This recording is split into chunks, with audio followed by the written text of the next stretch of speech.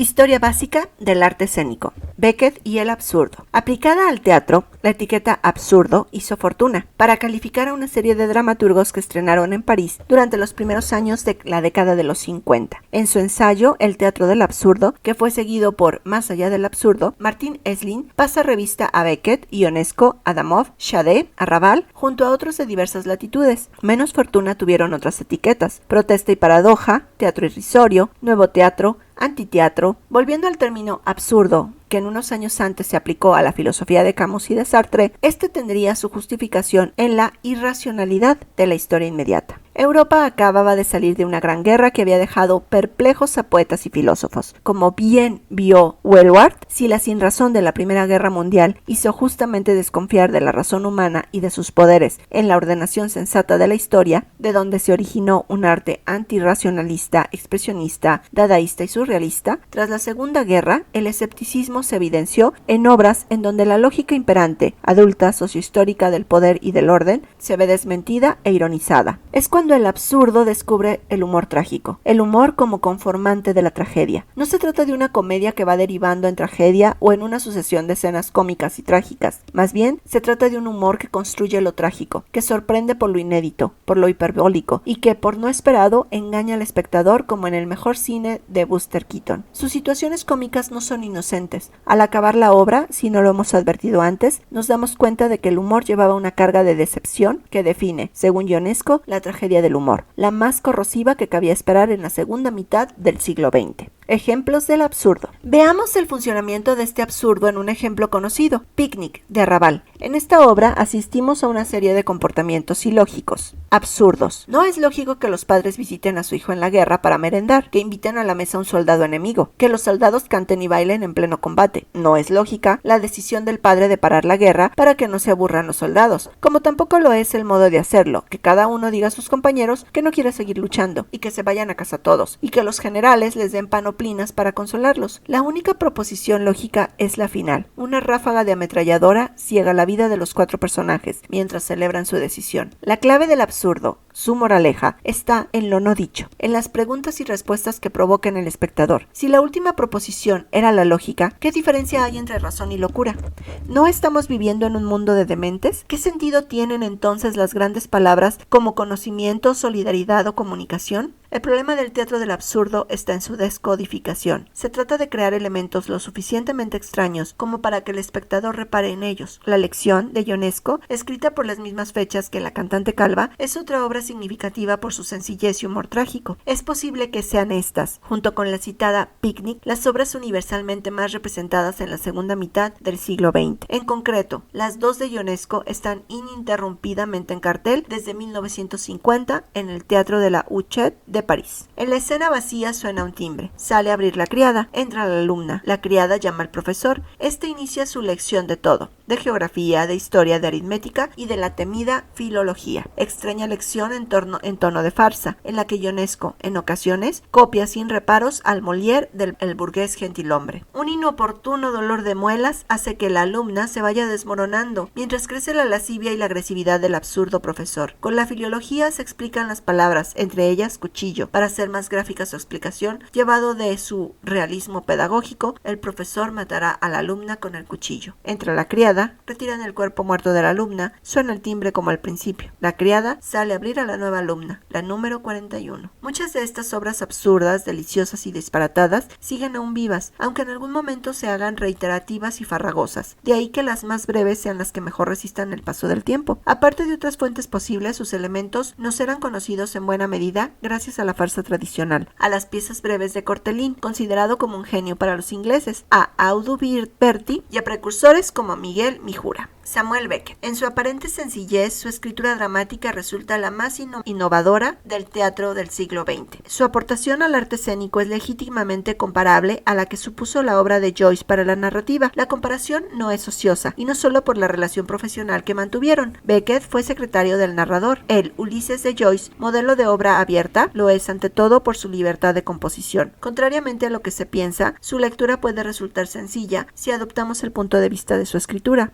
Joyce Joyce, que no pone ninguna traba al discurrir su personaje, se limita a transcribir lo que éste piensa, comenta, hace o dice, tal y como le ocurre en la realidad extraliteraria. Todo desfila por el relato, lo divino y lo humano, lo banal y lo metafísico. Conciliar esta espontaneidad con una cuidada elaboración, evitando que esta última no trasluzca sus esquemas, fue el secreto y la lección de Joyce y la de Beckett. El drama más significativo de su teatro es, sin duda, Esperando a Godot. Vladimir y Estragón, que se denominan familiarmente Didi y Gogo, esperan a un tal Godot. El lugar de la cita es un cruce de caminos, cerca de un árbol. Todo lo que hacen exactamente es esperar a un señor que no vendrá nunca. Ante esto, Didi y Gogo hablan para matar el tiempo. Hablan del tiempo, de los zapatos, de la Biblia. En un momento dado aparecen Pozo y Lucky, señor y criado. Más tarde, un muchacho llega para avisar que Godot no vendrá esta noche, pero que lo hará mañana. El primer acto termina con la noche. En el siguiente todo ocurre como habíamos visto en el anterior, a excepción de algunos cambios. Al árbol seco le han salido unas hojas. Por su parte, Pozo y Lucky vuelven a aparecer, pero se les advierte más viejos. El amo se ha quedado ciego y el esclavo mudo. De nuevo el mismo mensaje. Godot vendrá mañana. Vuelve la noche con su luna. Es el final de la obra. Didi y Gogo, que habían dejado para la segunda jornada la decisión de ahorcarse, vuelven a aplazar su decisión. ¿Hasta cuándo? Después del estreno de la obra en París por Roger Blin, algún crítico opinó que aquello era una tomadura de pelo, que el dramaturgo se estaba riendo del teatro y del público con aquel bla bla bla que no tenía argumento alguno, en una obra en la que no ocurría nada. Aquello estaba en las antípodas de lo que durante más de 2 milenios se venía entendiendo como teatro. Aquello era el antiteatro. La mayor parte de los críticos fueron más comprensivos. Hemos de señalar que el estreno tuvo lugar en el Babilón, un teatro para iniciados de unos 250 asientos. Entre otros significativos textos de Beckett está Final de partida, que nos presenta una habitación siniestra, habitada por una extraña familia. Ham, el padre, paralítico y ciego; Clove, su hijo adoptivo que puede andar pero jamás sentarse; Nell y Gnag, los abuelos, dos lisiados sin piernas metidos en unos contenedores de basura por los que muestran sus cabezas cuando alzan las tapaderas. Aparentemente tampoco pasa nada. El final está en el principio y sin embargo uno sigue, se continúa, dice Ham. En la última cinta, el viejo Crab, sordo y reumático,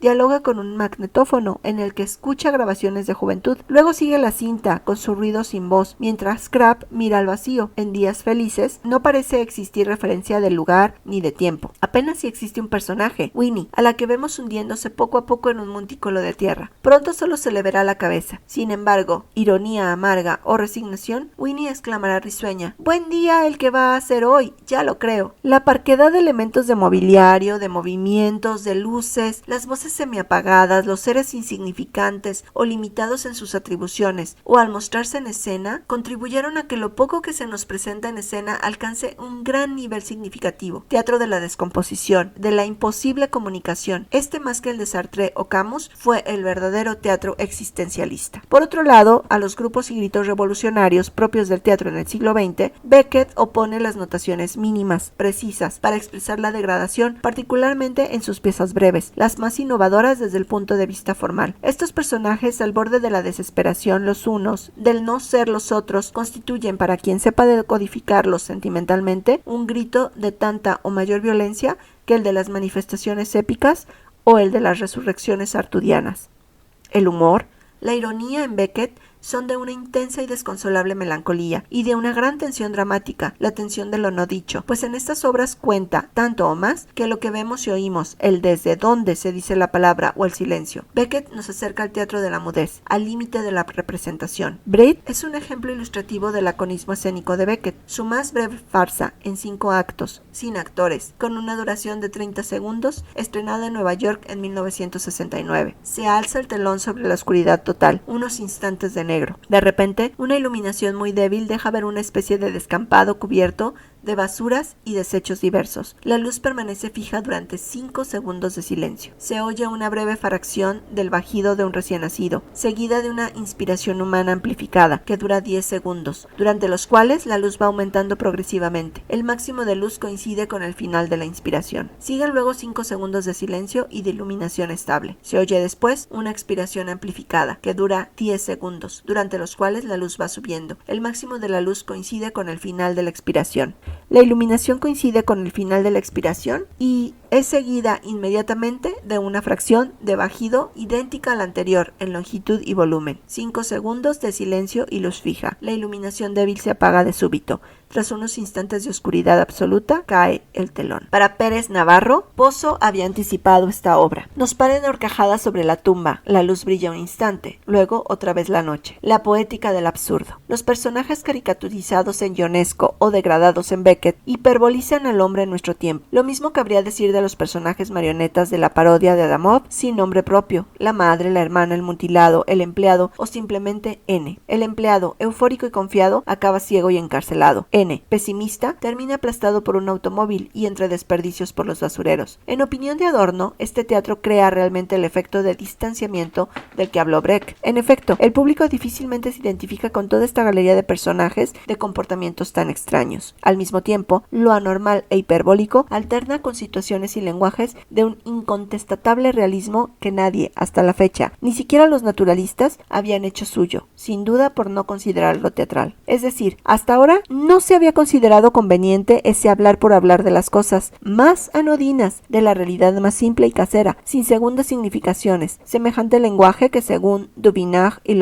Lagonet se atiende a la lógica del pie de la letra. Solo sería posible en boca de niños o de extranjeros, ajenos a las connotaciones del idioma y de la historia que lo conforma. Curiosamente, algo de niños tienen algunos de los personajes creados por estos dramaturgos extranjeros residentes en París. Frente a la composición tradicional clásica, con su planteamiento, nudo y desenlace, este teatro da la impresión de carecer de progresión narrativa. Da la impresión, decimos, pues en realidad el dramaturgo del absurdo suele ir introduciendo sutilmente toda una serie de signos de la degradación que harían poco probable mantener indefinidamente las estructuras reiterativas o circulares que viene a suplantar la progresión aristotélica. Así, por entenderlo una vez más con Esperando a Godot, recordemos los cambios del acto 2 de los que hemos dado cuenta: la acentuación de la impaciencia, la tensión emocional y la aceleración del ritmo de la representación. Para explicar la composición del nuevo teatro se ha hablado de estructuras oníricas revisadas. Como advierte Jacquard, es necesaria esta revisión ya que es difícil trasladar un sueño a escena sin caer en el hermetismo o el simbolismo más radicales. Por lo demás, no podemos contar nuestros sueños, sino nuestros recuerdos de los sueños, pero podemos extraer del sueño su falta de sucesión lógica, sus divagaciones, el azar o lo fortuito, que sustituyen la casualidad aristotélica. El nuevo teatro suele echar mano de las estructuras cíclicas, referidas ya al conjunto de la obra, ya a sus temas o proposiciones. La secuencia final completa o repite la secuencia inicial, dando la impresión de que todo podría volver a empezar indefinidamente. Por lo demás, al examinar sus recursos formales y técnicos, hemos de concluir señalando que la originalidad del teatro del absurdo estuvo en saber combinarlos. Muchas de estas técnicas, como ya advirtió tempranamente Martin Islin, están tomadas de la plástica surrealista, del cine, novela, circo, marionetas, mimo y guiñol. El cine está más que visible en este tipo de teatro, particularmente el cómico de los hermanos Marx, de Chaplin, de Buster Keaton con sus gags, sus objetos inesperados, sus sorpresas. Todos los dramaturgos confiesan esta deuda. A la novela moderna deben algunas técnicas compositivas, ambientes, contenidos argumentales e ideológicos. Pensemos aquí en novelistas que han marcado la conciencia del escritor moderno: Dostoyevsky, Faulkner, Virginia Woolf y sobre todos ellos Lewis Carroll, maestro del nonsense, Joyce y Kafka. En realidad, Ionesco no tiene inconveniente de reutilizar a Molière, Jarry, la farsa, el vodevil o los hallazgos de futuristas y dadaístas, ni en echar mano del collage más diverso, noticias, métodos de aprendizaje de idiomas, obras clásicas, ni en asociar la ficción con el sueño o los recuerdos de su biografía, ni en utilizar los espacios habituales de la representación sin descuidar el arte de saber deleitar al público. Tampoco el arrabal prepánico tiene inconveniente en proseguir inicialmente la tradición española representada por Tono y Mijura, o los juegos de la vanguardia postista, creando textos representables y no meras experimentaciones, lo que, frente a futuristas y dadas, explica su vigencia hasta nuestros días. Por todo lo dicho hasta aquí, este teatro exige de los actores una inmensa naturalidad. Para el intérprete del absurdo no debe existir ni la sala ni la escena. Debe borrar su conciencia de actor para hacer abstracción de su propia evolución, de su cultura, no ir más allá del tono y las referencias primeras denotadas en el texto. De otro modo, traicionará a su personaje. Ejemplos del absurdo fuera de Francia. Indiscutiblemente, Beckett, Ionesco, Arrabal y el Adamov top de la primera etapa están considerados como los maestros del teatro del absurdo, pero este no fue propiedad exclusiva de aquellos en los 50. Para Roland Barthes, a finales de dicha década, este teatro fue asimilado por la burguesía a la que criticaba. Al menos así ocurrió en París. Ello significó su muerte como vanguardia. En otros países pudo tener una vida menos fulgurante y una muerte más lenta. En Inglaterra participan de la poética absurda dramaturgos como Harold Pinter, Simpson, Sanders y Tom Stoppard. Pinter nos muestra en sus juegos y diálogos, que a veces recuerdan a Ionesco, el agobio y la opresión que se cierne sobre sus personajes, un poco al modo de Kafka. Destacamos La habitación, El aniversario, El portero y El montacargas. A Simpson se le ha relacionado con el nonsense de Lewis Carroll, pero acusa igualmente su conocimiento de los estrenos de París. Stoppard produce una obra más tardía. Con el absurdo se ha relacionado su obra Rosencrantz y Guildenstern han muerto, donde, como en Beckett, vemos sometidos a una espera interminable en la corte de Dinamarca a dos personajes secundarios del Hamlet de Shakespeare. En Estados Unidos, que muy pronto estará a la cabeza de las vanguardias escénicas y artísticas del mundo, se continúa con una lenta pero imparable evolución desde el realismo psicológico de O'Neill y sobre todo de la variada producción de Tennessee Williams. En Arthur Kopit encontramos el absurdo y el freudismo un tanto parodiados y caricaturizados, como en las farsas más desbocadas del teatro francés, sobre todo en su éxito Oh papá, pobre papá, Mamá te ha encerrado en el armario y a mí me da mucha pena. Edward Albee destaca particularmente por su historia del zoo, en la que todo parece adecuarse a ese lenguaje del pie de letra del que hemos hablado. Son muy conocidos por los demás títulos como los ya citados junto a El sueño americano y Quien teme a Virginia Woolf. Como H.S. Michelsen, menos renombre han alcanzado dramaturgos europeos, igualmente relacionados con el absurdo, como H.S. Michelsen, considerado de forma abusiva como el Beckett alemán, o Günter Grass, más conocido en su faceta de novelista. Entre los polacos destacan merecidamente Tadeusz Rosewicz con El fichero, de clara tendencia cinematográfica, y Sławomir Morsek con Tango. El absurdo hispano. En España, al nombre de Miguel Mijura habría que añadir el de otros autores precedentes, como Enrique Jardiel Poncela, el mismo Ramón Gómez de la Serna, Tono y los humoristas de La Codorniz, fundada por Mijura en plena posguerra y dictadura española, y denominada la revista más audaz para el lector más inteligente. Quizás sea justo también recordar el humor absurdo de Miguel Gila en sus chistes gráficos, artículos y emisiones radiofónicas. Durante los años 40, el grupo vanguardista de los postistas cultivó un humor en la línea del absurdo. Para Francisco Nieva, dos componentes de este grupo, E. Chicharro y S. Cernesi, con su obra inacabada La lámpara, prefiguran el teatro de Ionesco. Arrabal, que acusa un absurdo a lo Gila en Picnic, se alinea con Beckett en El triciclo, y en lo que es quizás su mejor obra, Fando y Lis. Este absurdo ingenuo se advierte en El parque se cierra a las 8, de Martín Iniesta. Al absurdo se acerca igualmente el autor catalán Manuel de Pedrolo, con Cruma, La nostra mort de cada día y Técnica de Cambra. En los últimos años de la dictadura de Franco, el absurdo fue utilizado por un grupo de autores con la función específica de evitar la censura. Entre ellos, José Ruibal, Jerónimo López Mozo, Luis Matilla y Ángel García Pintado. Sin duda, Fernando Arrabal es el dramaturgo español de mayor proyección exterior, gracias a la tendencia escénica al absurdo que adoptó de sus inicios. Fue introducido en Francia por Jean-Marie Serrault en 1959, con un montaje de la citada Picnic. El dramaturgo fue evolucionando hacia formas cada vez más vanguardistas, siempre llenas de polémica y dirigidas por los mejores creadores como Savary, Víctor García y Lavelli. Al inicio de los 60, Arrabal fue admitido en el grupo superrealista de André Breton. Pronto lo abandonará por considerar que este imponía una determinada censura moral y estética. Funda entonces el grupo Pánico, en donde concilia tendencias barrocas y superrealistas. Según él, los pintores influyen en su trayectoria más que los dramaturgos a la hora de dar forma a sus obsesiones, particularmente el Bosco, Goya y los superrealistas más Ernst, de Chirico y Duchamp. Junto a ellos hemos de citar a sus autores favoritos, Dostoyevsky, Kafka, Lewis Carroll, Gracián, Góngora y a los dramaturgos griegos e isabelinos, pero su principal materia dramática procede de su biografía, deformada por la memoria y los sueños de su infancia. De tener que resaltar las notas más sobresalientes de esta vanguardia arrabaliana, destacaríamos su origen y concepción libres de censuras, el predominio de las fijaciones y de las imágenes oníricas, su carácter marcadamente psicodramático que explica en parte su éxito en sociedades como la americana y la japonesa, la acentuación de la relación sádica en sus personajes, su imaginería sagrada y la tendencia a la ceremonia y el teatro total. Gracias por haber llegado al final del video. En el próximo capítulo veremos el teatro latinoamericano, historia de una reivindicación. Si no te has suscrito, considera suscribirte y sobre todo comparte este video con todo aquel que ame el teatro.